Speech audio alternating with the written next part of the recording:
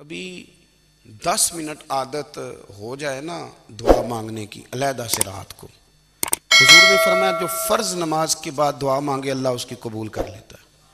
نبی پاک صلی اللہ تعالیٰ علیہ وسلم نے فرمایا اللہ مسافر کی دعا قبول فرماتا ہے۔ حضور نے فرمایا اللہ مظلوم کی دعا قبول فرماتا ہے۔ حضور نے فرمایا بیمار سے دعا کراؤ اللہ اس کی دعا قبول فرماتا ہے۔ میرے نبی پاک نے فرمایا ماں باپ جب بھی اولاد کے لیے ہاتھ اٹھائیں، ویسے تے بلے شاہ تو آسمانی اڈ دیا ہی پھڑ دیں، جڑا گھر بیٹھا انہوں بڑھیا ہی نہیں۔ حضور فرمانے لگے ماں باپ جب بھی اولاد کے لیے دعا فرمائیں اللہ ان کی دعا کو قبول کرتا ہے۔ آپ اپنا تعلق بنائیں، دعا کے ساتھ، عبادت کے ساتھ، مصلی کے ساتھ رشتہ بنائیں، استغفار پڑھیں۔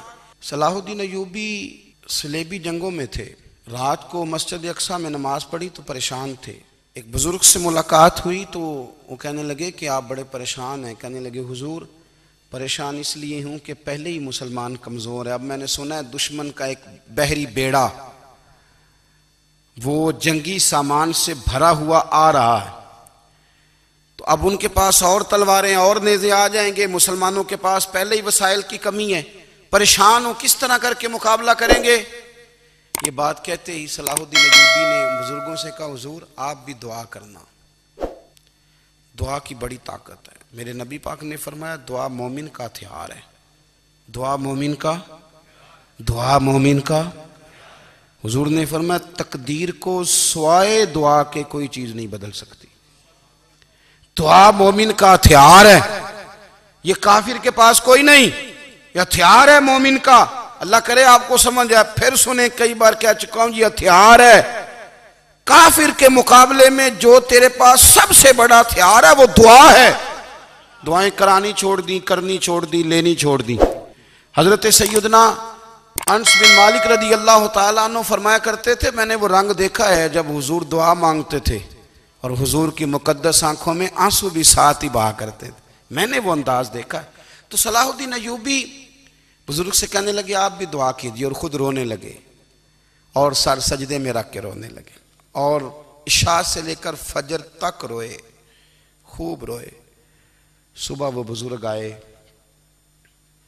تو صلاح الدین ایوبی کا خوبصورت اور ہنستا ہوا چہرہ دیکھا، کہنے لگے آپ بڑے خوش ہیں، رات تو میں نے بڑے روتے ہوئے دیکھا تھا۔ تو کہنے لگے حضور وہ جو بحری بیڑا آ رہا تھا نا وہ پانی میں ڈوب گیا ہے، اب وہ نہیں آ رہا، ابھی خبر آئی ہے تو میں بڑا خوش ہوں۔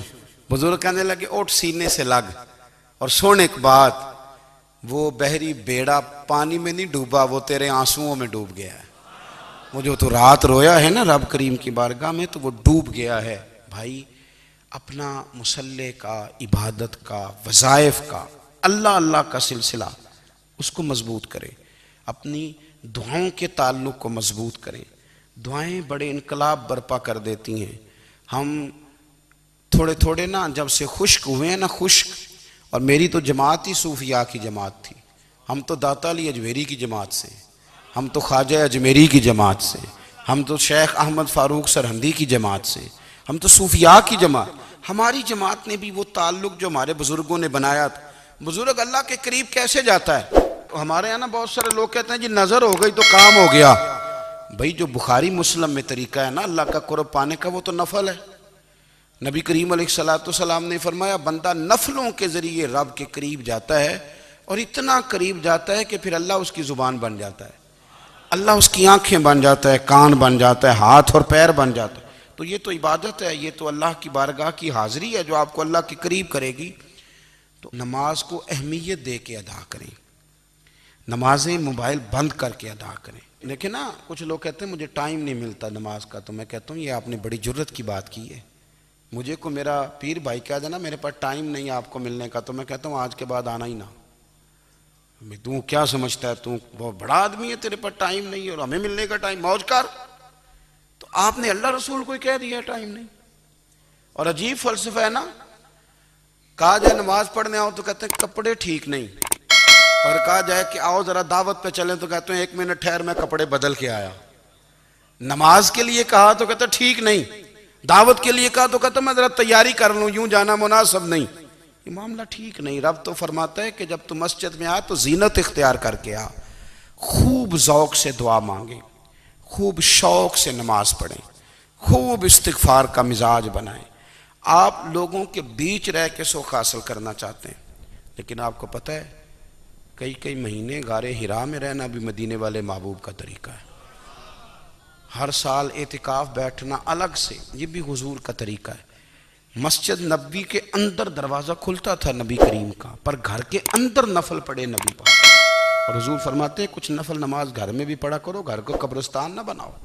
ہمارا گھر اللہ کے ذکر سے آباد ہوگا۔